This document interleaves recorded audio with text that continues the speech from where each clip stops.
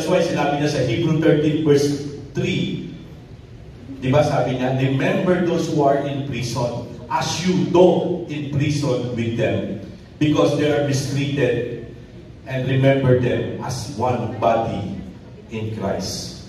Kung tunay tayong kalahok sa katawan ni Kristo, alalahanin naman natin yung mga tao na nakakulong, bunga ng sistema ng community. Sila po yung sistema ng pamilya, sistema ng barangay, sistema ng community.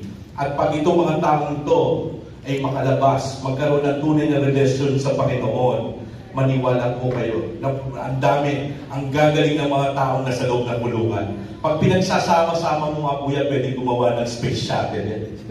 Ganun po katalino po yung mga nasa loob ng kulungan. Kung makikita nyo lang yung mga product sa loob ng kulungan, ang gagalita po. Totoo lang po, sobrang doon you will feel na we are so blessed pala.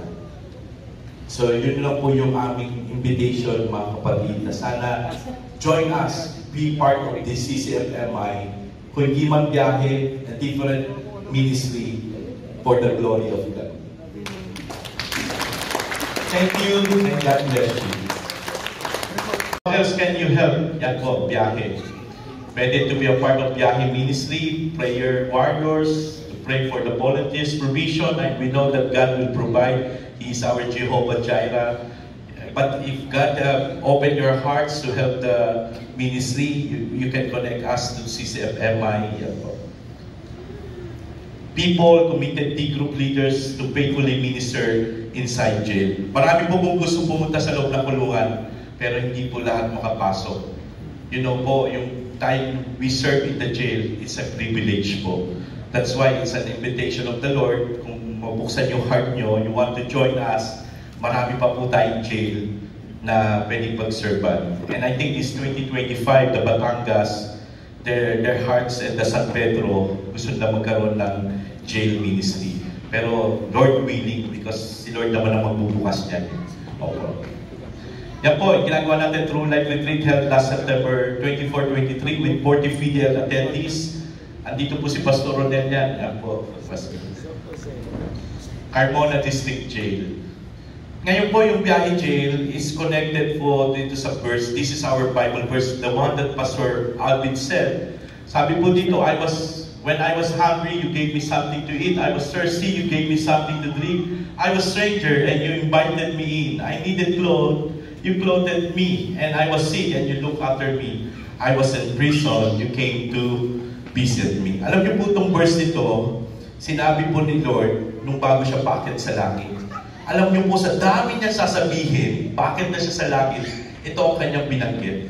That's why the response of the disciple, sabi niya, Lord, hindi ka naman namin nakitang nagutom. Hindi ka naman namin nakitang nauhaw. Hindi ka namin nakitang nakulong.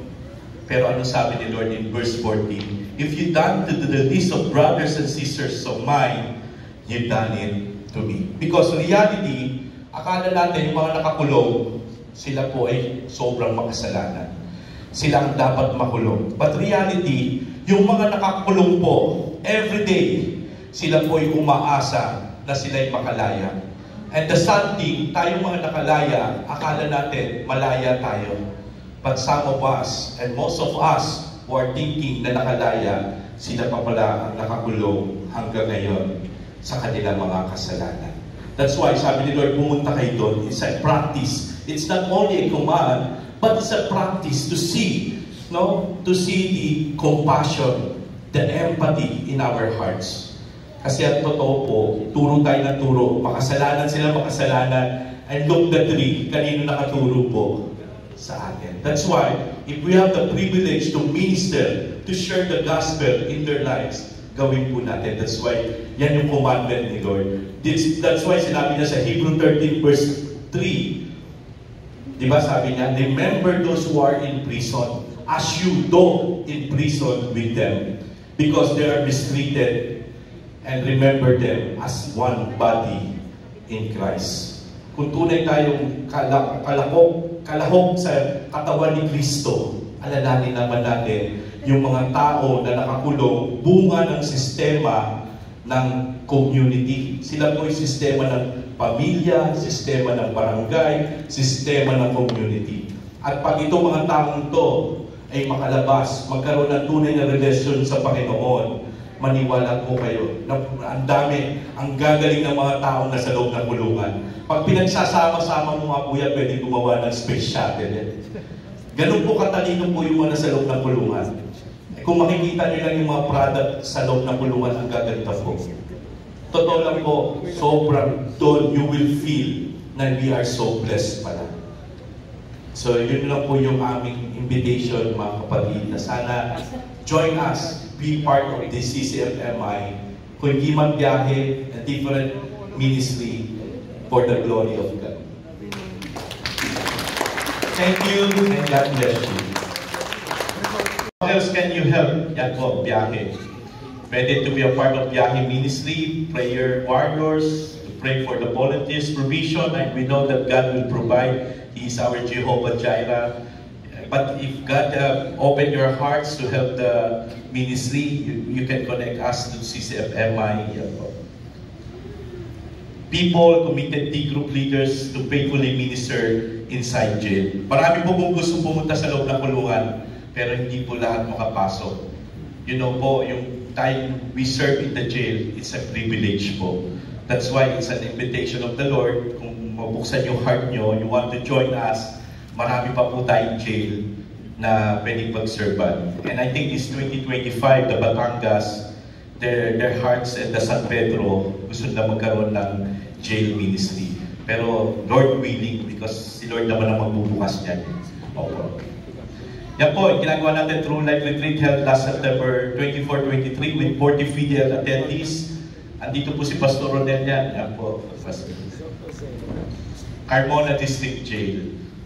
Ngayon po yung Biyahe Jail is connected po dito sa verse. This is our Bible verse, the one that Pastor Alvin said. Sabi po dito, when I was hungry, you gave me something to eat. I was thirsty, you gave me something to drink. I was stranger, and you invited me in. I needed clothes, you clothed me. And I was sick, and you looked after me.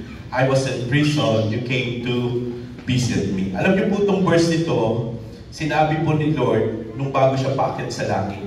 Alam niyo po sa dami niya sasabihin, bakit na siya sa langit, ito ang kanyang binanggit. That's why the response of the disciple, sabi niya, Lord, hindi ka naman namin nakita na gutom. Hindi ka naman namin nakita na uhaw. Hindi ka namin nakita na kulong. Pero ano sabi ni Lord in verse 14? If you done to the least of brothers and sisters of mine, you've done it to me. Because in reality,